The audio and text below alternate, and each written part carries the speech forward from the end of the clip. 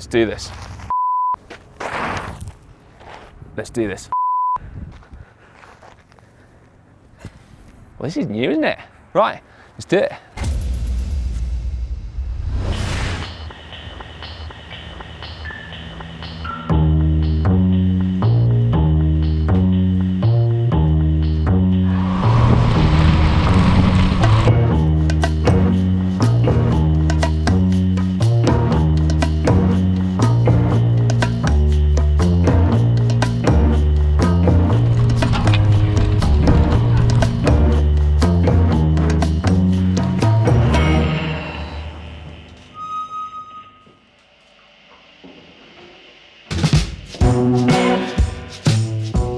Steamboat Springs in northwest Colorado is a hidden paradise for snow sports in winter and two wheels in summer. The mountain biking is off the scale, but it hasn't been well known for gravel until the Steamboat Gravel Race was announced in the winter of 2018. Scheduled for August 2019, it sold out in just 6 days, with 1,500 people registering for either the 39-mile, the 100-mile, or the 140-mile Black Route.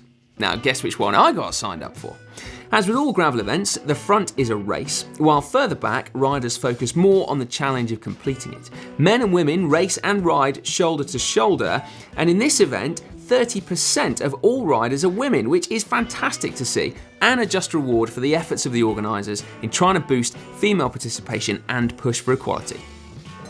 Steamboat Springs is just the coolest place, and I can't quite believe that I've been invited out here. I'm not gonna lie though, I am a little bit nervous. I've done a lot of bike racing in my time, road, mountain bike, cyclo-cross, but I've yet to do a proper gravel race. So this is gonna be the first one. Probably not time to worry about it though, given that this is just the day before. I'm actually just off to firstly sign on and also pick up my bike for tomorrow. Our mates at Canyon, Mavic and Stages have apparently sorted me out something very special. So I need to go and make my acquaintance, and then I can worry.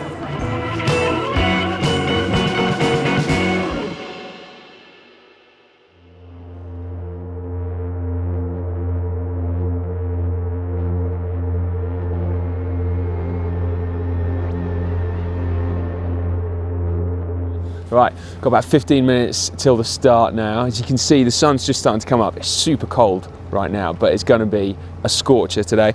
I think I've got everything sorted. I've got the route profile on my top tube. I've got, as per recommendations yesterday, all my nutrition is in my back pockets. A couple of spare tubes, hopefully I won't need those. And then more importantly, a bit of motivation on my handlebar there. Gravel is the future. So at least it will be to start with. Whether or not that's still true at the end, I don't know. But anyway, I'm going to go try and line up. I want to be close to the front to give myself what's known in the road trade as sliding space. So basically, rather than trying to make up ground, you can just gently go slower than everyone else all day. So that's my plan.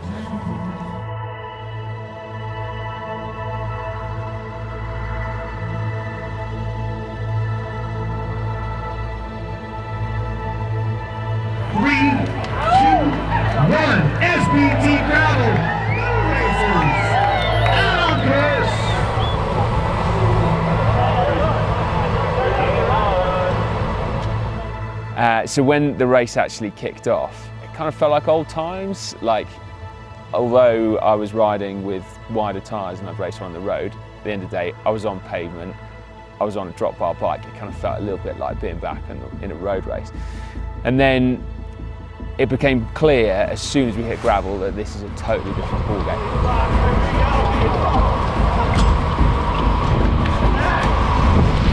Tarmac in a group, you just hear like a kind of gentle swooshing noise and not much else.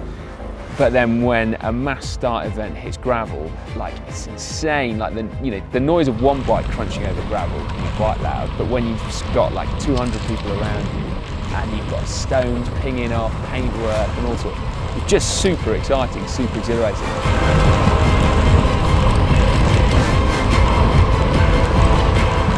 Just felt like you were in the middle of something pretty cool that was going on.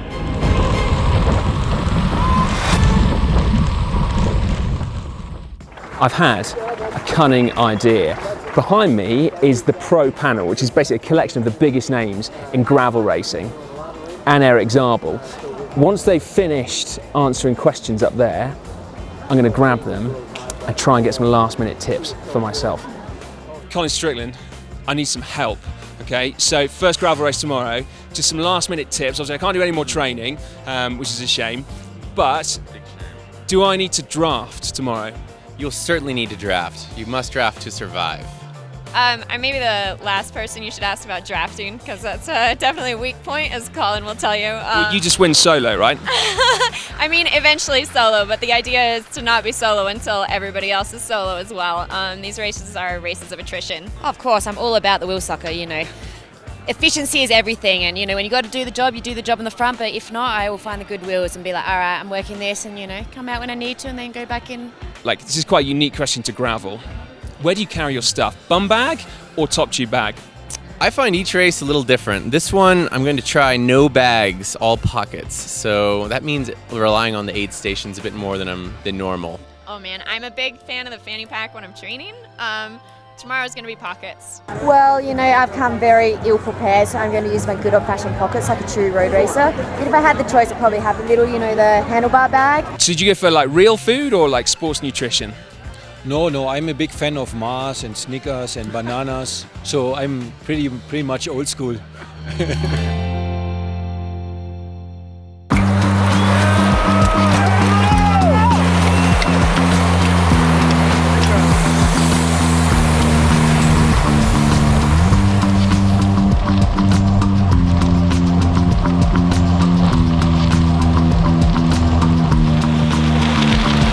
I managed to use a little bit of my old road racing craft to stay at the front of the bunch, which was great. So I managed to get like a clear view at things.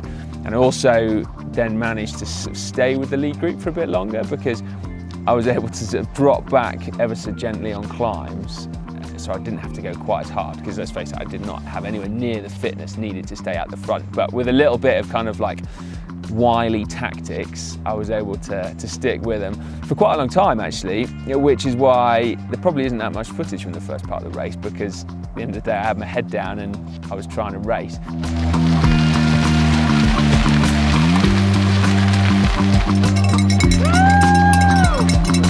Good ride, good riding. The race split over the first QOM point, and I was in a group, I think probably the third group on the road. I think there was probably about 50 of us in total at that point in the race. You had a front group of like 20, and a middle group of 20, and then my group of 10. And we were pretty motivated to get back on, so over the top of the KOM, we worked really well together. Unfortunately, the front of the race had kind of sat up, so we regrouped, and then we had a really nice tow all the way down this monster tarmac descent. I think I hit 89 k's an hour, which was pretty cool.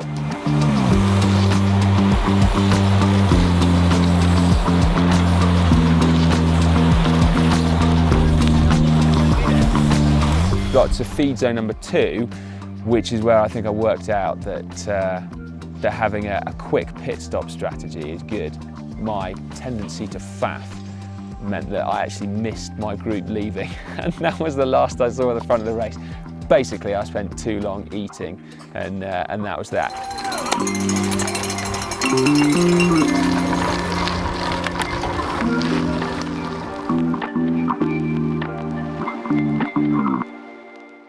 Yeah, so one of the cool things about the event website is that on the homepage, you scroll down and there's a wildlife checklist on there. So most of it is completely alien to me as a Brit. Like, there's moose on there, which I've learned this year are not to be trusted, dangerous animals. There was elk, there were birds of prey on there, eagles, I think, and there was also a pronghorn. Don't know what one of those is, but I could have seen one. Anyway, so I decided that I'd play wildlife bingo, basically. So anytime I saw something, I'd get a point if it was on that list. Wildlife watch. I'm not the best ornithologist in the world, but I'm calling that as an eagle. Yes! Vulture! Vulture? No, I'm not suffering that badly. No, that's definitely an eagle. There we go. Boom!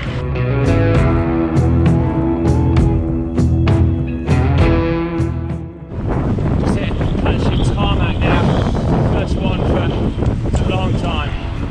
Feels good. Feels really good. Wildlife watch. Now here's something that they didn't tell us about. llamas. Yep. I've got a bonus point for a llama.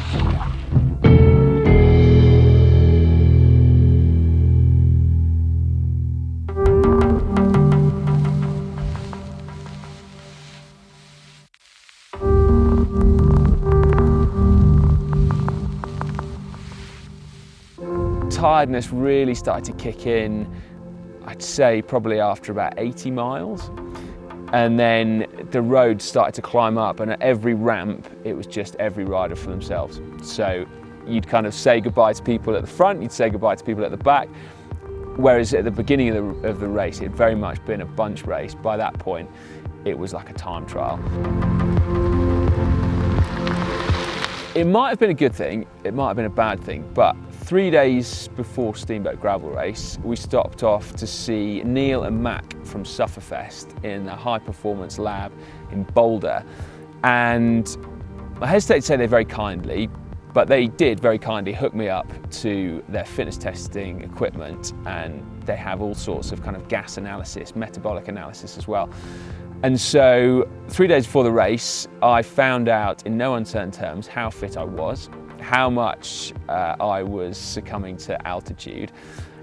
But the hammer blow came as I was leaving, and they just kind of casually said, by the way, we noticed from your metabolic data that when you're riding sub-threshold, so kind of a comfortable pace that I could sustain for sort of 4 or 5 hours, you're burning 150 grams of carbohydrate an hour, which is a monumental amount of carbs. And so they were like, just whatever you do, then just consider your fueling strategy on Sunday. And so with that, I then had to think, well, hang on a minute, there's no way I can take in near enough. Like, you can only fuel, I think it's like 70 to 90 grams an hour. So I knew that I had a countdown until I was going to blow. So I decided that actually I had this sort of rev limiter basically, where as my fuel gauge dropped on the bonkometer, basically I would get to a place where I was at rock bottom. And so the whole way through the event, I was just thinking, right, okay, fuel now, hydrate now, you know, the bonkometer just starts to go up a little bit, and then maybe there'd be a period where like I didn't feel so good and I didn't want to eat, and then the bonkometer would go down. And so there's this constant battle between fueling correctly and hitting rock bottom. And I thought I'd bonked pretty bad at about mile 80, and it turns out that wasn't bad at all. The best was yet to come. The effort's really starting to bite now. On the bonkometer, I think I'm redlining it. So every time we hit a little gradient like this one, I'm just doing everything I can to stay with my new buds. We've been together for like 80 Ks now. The problem I'm facing is that onto this Stages head unit, this is sort of the lower slopes of the second big climb of the day. So I'm just going to dig in, hang in there, and hope that once we got to the top, it's plain sailing.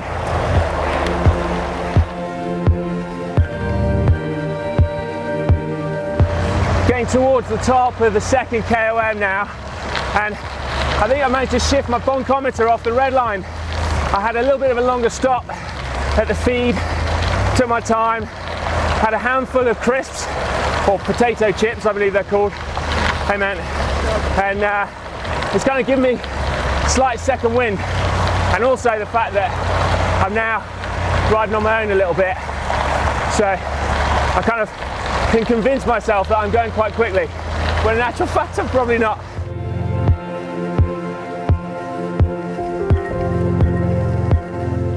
That is the top of that second KOM. What an absolute brute. It was a lot longer than I was expecting.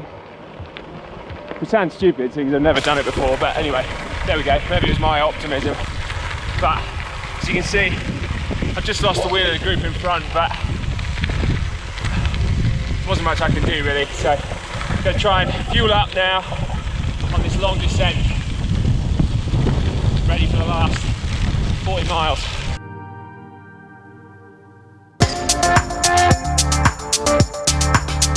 Trying to basically procrastinate and avoid getting back on my bike. And so I found one of these. infamous pickle.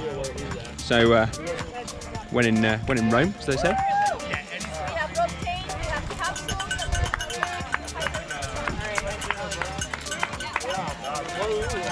Maybe it's like a slow burn thing. Coming up to what I think is the summit of the final climb of the day. Only a few miles left to go now.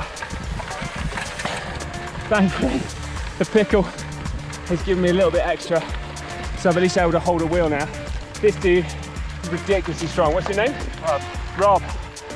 Rob's killing me, but he's also been very nice and not making me give him too many turns. When I was speaking to you earlier and telling you that my bunkometer was on the red line, oh, it wasn't on the red line. It had further to go. I was just on the yellow warning light. I had a catastrophic meltdown as we crested that KOM, and on the descent it was a little bit bumpy for the first time pretty much today, and there was a massive headwind. I might have shouted at the Rocky Mountains because I was getting a little bit cross. It was one of those. Anyway, I'm through that now. I'm on the crest of a wave. I think nearly hit 200 Ks. It's nice being able to swap between miles and kilometers. Gives you more key moments to tick off. Woohoo! Damn it! Yes! Thank you!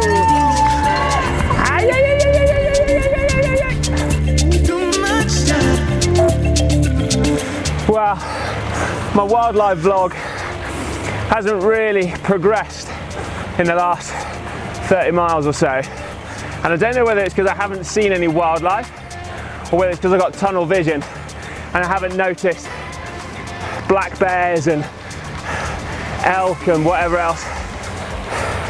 Did see a prairie dog, I think.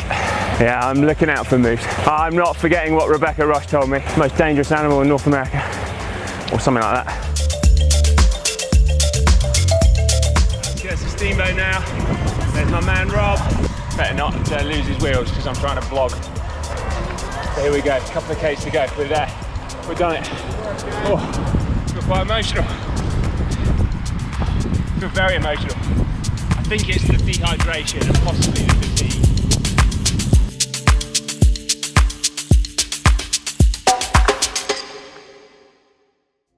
Stick a fork in me, I am done. That was me taken to the edge. I crossed the line in 7 hours, 27 minutes and 7 seconds in 59th place. Ted King won in a time of 6 hours, 34 minutes and 50 seconds. I guess he didn't stop for pickles very much at all. Brodie Chapman was the first female finisher in 16th overall. Well, post ice bar, post drink and post food, I honestly thought that I'd be able to think of something really profound to say about my experiences here today in Steamboat. But frankly, I'm way too tired for any of that. So all I can say really is I absolutely loved it, and I wish I discovered gravel racing earlier on. Firstly, being up front and in the mix was hugely exciting, even though I knew that I didn't have a chance in hell of actually staying at the front. But then just riding with everyone and getting around the course was a huge experience and a huge achievement as well. So I was super chuffed. In terms of how hard it was, so I averaged about 191 watts, and according to my Whoop band here, I burned about 6,788 calories. So I'm off to find some more food right now. I've got to say a big thank you to Steamboat Gravel Race for bringing us out here, and also with the help of Canyon, Stages and Mavic as well. Big thumbs up to all of those. If you want to see a video about my bike and all the tech that was on there, then you can get through to that one by clicking on the screen. It's over on the tech channel now.